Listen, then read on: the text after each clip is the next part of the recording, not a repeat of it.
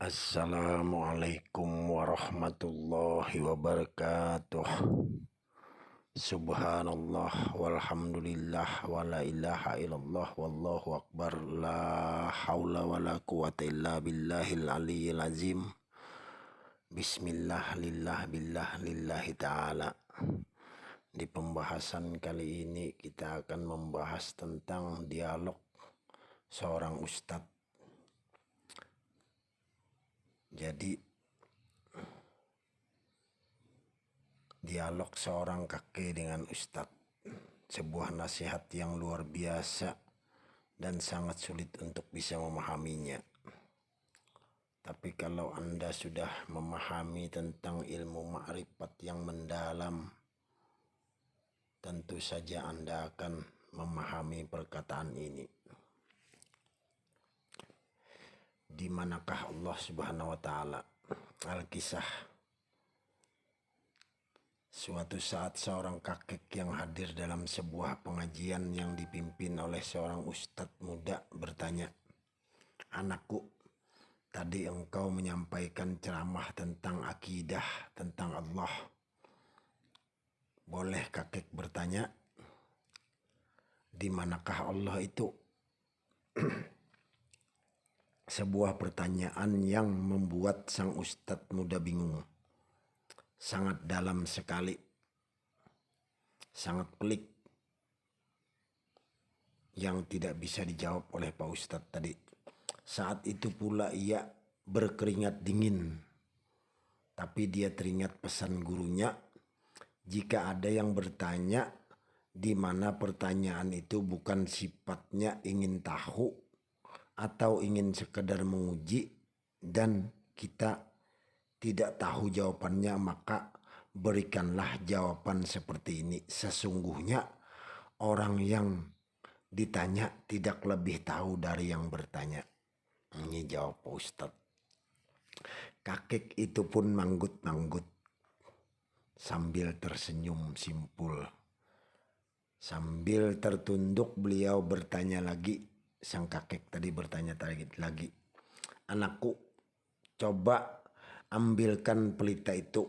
Nah, jadi orang kakek tadi menyuruh mengambil sebuah kaleng cat minyak yang berisi minyak tanah dan diberi api di sumbunya.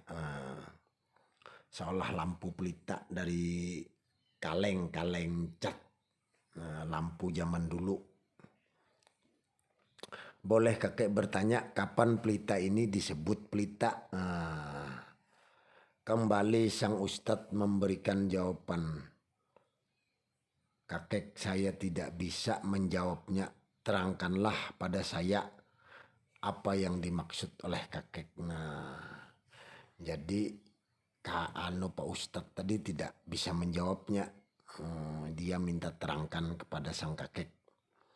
Jadi sang kakek bukan malah menjawabnya, tapi memberikan pertanyaan baru lagi. "Jika kakek tiup api di atas pelita ini, tahukah engkau, anakku, kemana perginya api itu?" Nah, tanya si kakek tadi lagi.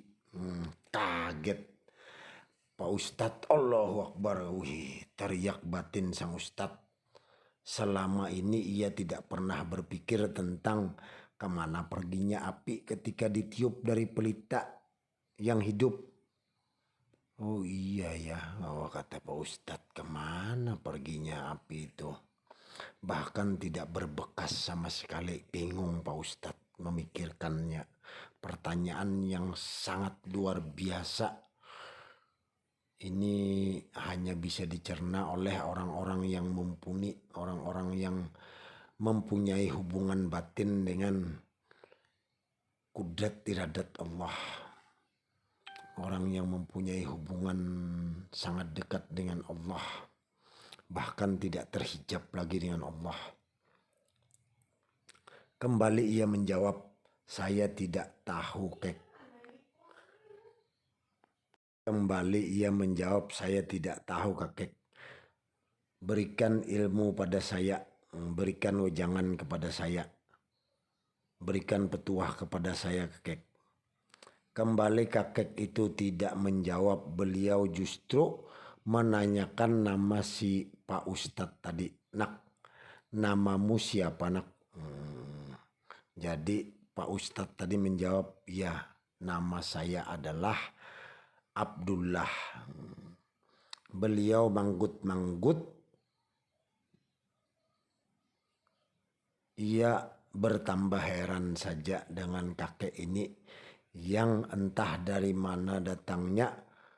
Boleh kakek bertanya lagi, di mana Abdullah itu? Nah, kakek tadi bertanya lagi, di mana katanya Abdullah tadi. Setelah Abdullah tadi menjawab, ditanya namanya. Kata kakek, kan siapa nama kamu? Nama saya Abdullah.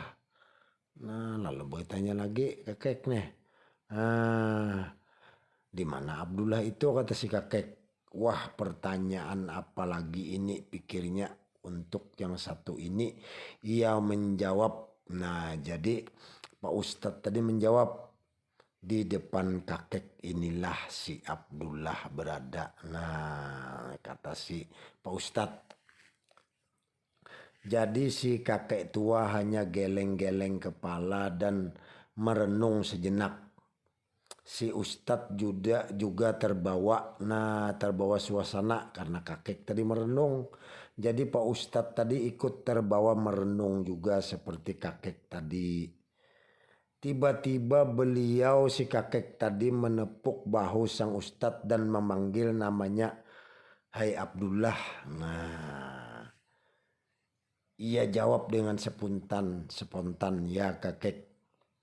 Kakek itu pun tersenyum lebar dan kemudian mengatakan, "Anakku, wahai anakku, barusan kakek merasakan adanya Abdullah."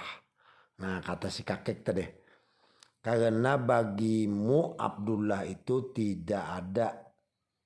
Jika kau pegang tanganmu, itu tangan si Abdullah, kata si kakek. Jika kau pegang keningmu, maka itu kening si Abdullah. Nah, kata si kakek menjelaskan. Jika kau pegang kepalamu, itu kepala Abdullah. Jika kau pegang tanganmu dan kakimu, itu adalah tangan dan kaki si Abdullah. Nah, lalu di manakah Abdullah itu, kata si kakek tadi. Nah, Abdullah itu ada saat begitu banyak orang merasakan manfaat dari kehadiran si Abdullah tadi. Nah, kata si kakek tadi. Jadi kata si kakek, Abdullah tadi ada di saat orang di sekelilingmu merasakan manfaat dirimu, kehadiran dirimu. Sehingga banyak orang menyebut namamu, wahai anakku. Tutur si kakek tadi. Demikianlah perumpamaan Allah Subhanahu wa ta'ala. Sesungguhnya Allah itu sudah ada sebelum apapun yang ada di muka bumi ini ada. Allah itu sudah ada bahkan jikapun bumi ini tidak diciptakan olehnya. Tapi Allah itu tidak ada bagimu jika kamu tidak pernah mengerti tentangnya. Kau sebut langit itu adalah langit ciptaan Allah. Kau sebut api itu api ciptaan Allah. Kau sebut air itu adalah ciptaan Allah. Lalu di manakah Allah itu? Nah, kata si kakek, demikianlah Allah. Allah itu ada bagimu bila kau selalu menyebut namanya, zikrullah. Setiap hembusan napasmu maka dia selalu ada bersamamu. Maka Allah itu ada bagimu. Karena ada dan tidak adanya dirimu, Allah itu tetap ada. Nah, demikian si kakek menjawab panjang lebar. Nah, terperanjak. Tidak pernah, kata si Ustadz, saya mendengarkan di bangku kuliah perkataan seperti ini. Nah, kata si Pak Ustadz tadi.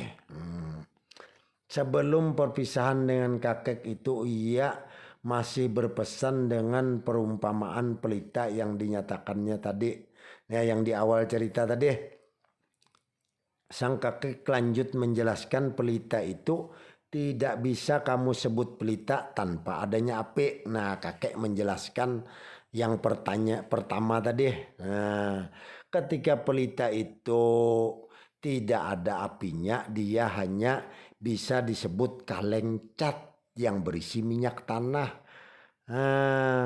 Dan bersumbu itu saja. Tidak bisa dikatakan pelita karena tidak bisa menerangi. Nah, tidak bisa membawa manfaat bagi orang banyak. Nah, baru bisa kau sebut pelita apabila kau berikan api di sumbunya. Nah, jadi kecuali dinyalakan. Nah, baru bernama pelita. Kalau belum dinyalakan dengan korek api itu tidak bisa dinyatakan pelita karena tidak bisa membawa manfaat bagi uang banyak tadi. Nah, jadi hendaklah kita begitu. Nah, hidup di alam semesta ini harus membawa manfaat bagi uang banyak. Nah, harus membawa manfaat bagi orang di sekitar kita, khususnya keluarga kita, orang tua kita, orang di sekeliling kita. Hendaknya kita mengikuti langkah Muhammad Rasulullah SAW. Nah, bermanfaat bagi orang banyak. Ini bermakna demikianlah manusia ketika ruhnya tidak ada, itu hanya bangkai yang berjalan. Nah, jadi manusia tadi kalau diumpamakan oleh api tadi istilahnya ruh. Nah, begitupun manusia. Kalau ruhnya tidak ada, itu hanya sebuah bangkai yang berjalan. Yang perlu kau hidupkan setiap hari adalah ruhnya, sehingga ia bisa menerangi dan memberikan manfaat bagi orang di sekitarnya. Jadi hendaklah kita selalu menghidupkan ruh ini, agar selalu bermanfaat bagi orang di sekitar kita. Wallahu alam bisawab. Kembali sebuah nasihat yang luar biasa yang diberikan oleh kakek tadi. Demikianlah dengan ruh tadi anakku. Saat dia pergi dari jasadmu, dia tidak akan membentuk apapun. Nah, sama ibaratnya api tadi, kalau ditiup, nah tidak ada bekasnya lagi, kemana perginya api tadi? Tidak tahu. Nah, begitupun roh tadi. Nah, dia gaib sebagaimana zat yang diciptakannya. Nah, kembali kepada zat yang diciptakannya.